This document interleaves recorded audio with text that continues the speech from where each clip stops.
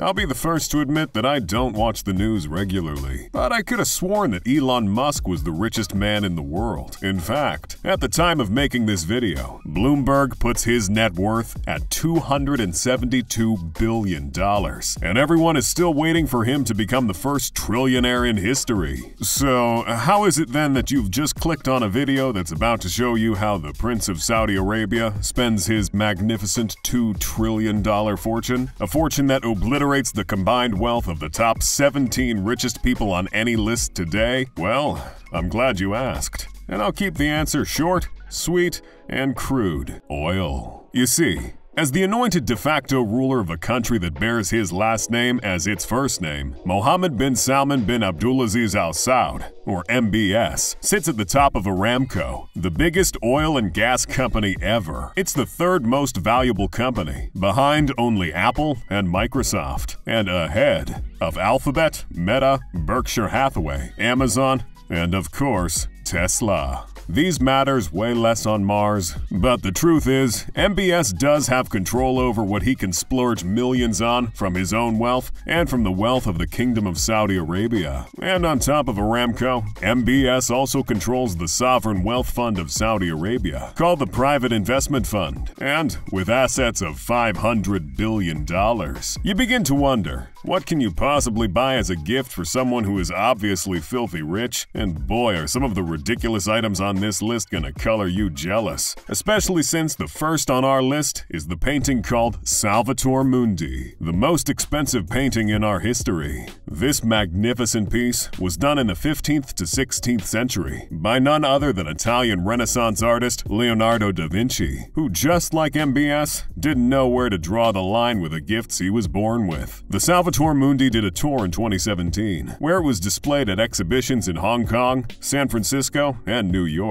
During its exhibition in New York by the auction house called Christie's, it was purchased by the Saudi Arabian Minister for Culture, Prince Badr bin Abdullah, for $450,300,000, about $500 million. The claim was that it was for display at the Louvre Abu Dhabi, but reports have it that Prince Badr bin Abdullah was actually standing in for MBS, who is currently in possession of the masterpiece. Salvator Mundi, meaning Savior of the World, is a beautiful painting by Da Vinci that features a portrait of Jesus Christ holding a non-refracting crystal orb in his left hand. This painting of Jesus is on Mohammed bin Salman's mega yacht, where he's hung it on the wall with one nail instead of 3. You can say MBS does like putting an extra layer of that pizzazz on all his things. It may be a $500 million painting of one of history's most influential people on his wall, or just extra gold coating on his already expensive fleet of cars, like his gold-plated Bugatti Veyron Grand Sport. This car costs a whopping $12.5 million,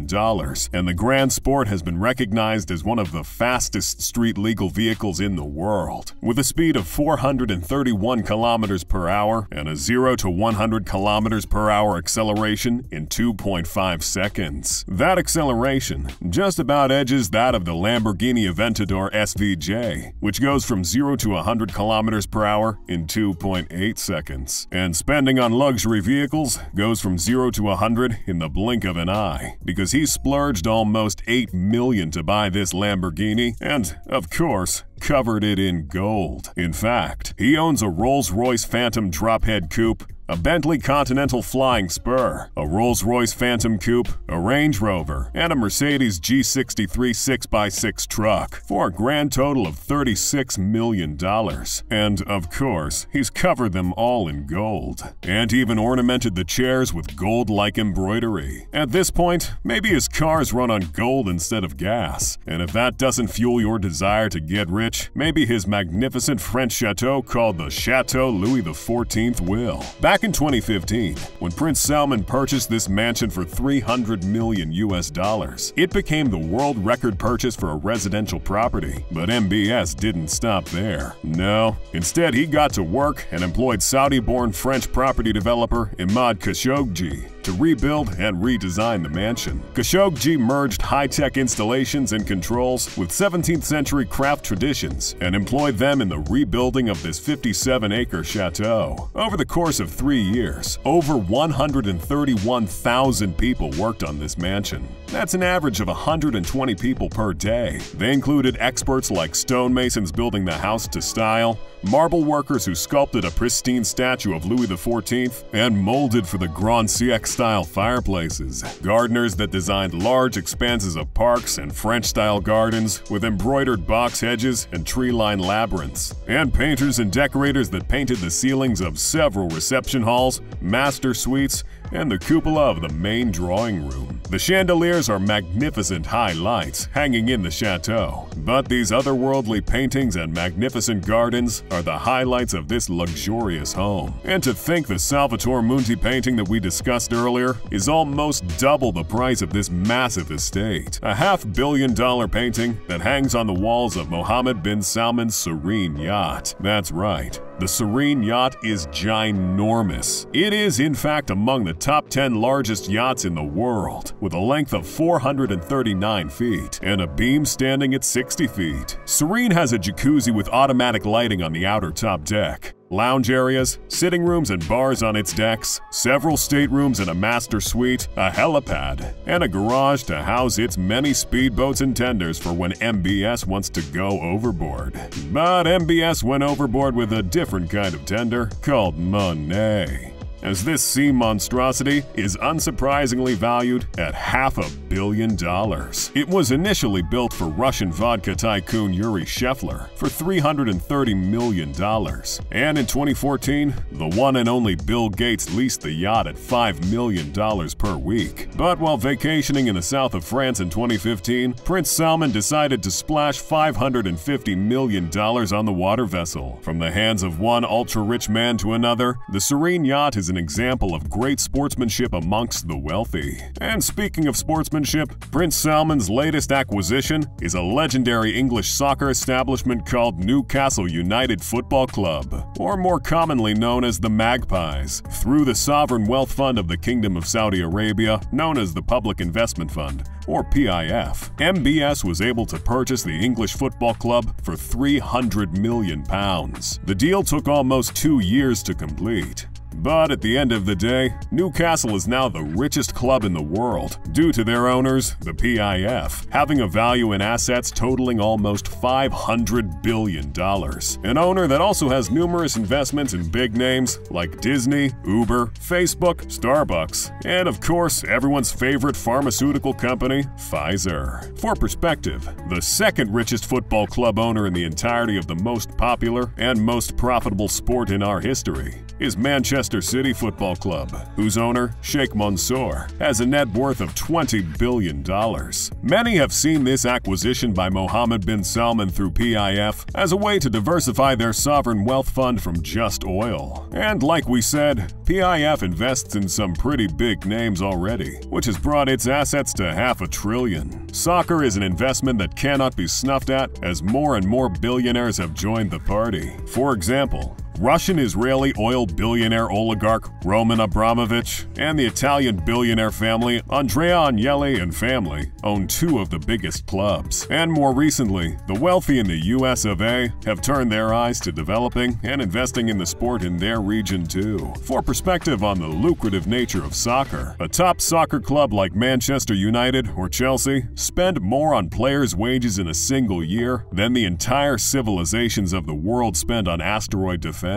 This is a great deal for the Magpies to elevate them to that level, but it's also great for MBS and the PIF, and perhaps the human race needs to set its priorities right on world-ending asteroids. Except for this guy, the rest of us have room for improvement. But Hotel Abraj Khudai is one hotel that doesn't have room for improvement. You know, seeing as its 10,000 rooms make it the Guinness World Record holder for the biggest hotel in the world. It's another project by the Ministry of Finance and will cost $3.5 billion to complete. It is one of the most impressive and audacious mega projects going on in the world today, and it is also part of MBS's plan to diversify his nation's economy. With its location in the city of Mecca, this hotel is perfect for exploiting an already profitable venture, pilgrimage. Abraj Khudai will cover 1.4 million square meters across 12 great towers and its 10,000 rooms. It is fitted with 4 helipads, garage space enough for almost 3,000 cars,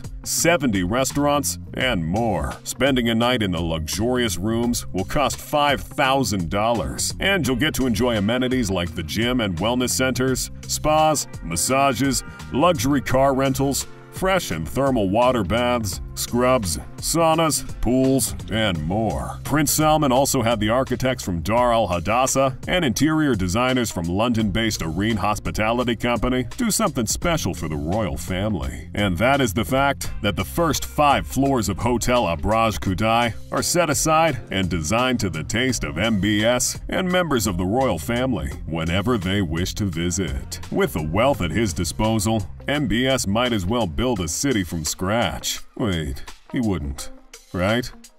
Right? Boys and girls, Mohammed bin Salman bin Abdulaziz Al Saud is building a city from scratch. It's called Neom, and it's the most ridiculously ambitious thing you've ever seen. First of all, Neom is a smart city under construction with a name from 2 words, the Greek word neo meaning new, and the abbreviation of the Arabic word for future. Basically, it's a city so futuristic, they had to name it twice. But seriously, when MBS announced this project in October of 2017, the plan of creating the first self-sustaining, advanced, smart, and net zero carbon emission city in the world was the promise. You know, an actual place where the aliens can lodge when they eventually come. So when OneWeb, what it's about is, if you think about what we're trying to do at Neom, Neom is an accelerator of human progress, not just some humans, but all humans. So we want to make sure that the connectivity creates an environment that we call digital air. That means wherever you are, you don't have to worry about, is it Wi-Fi, what's the connection speed?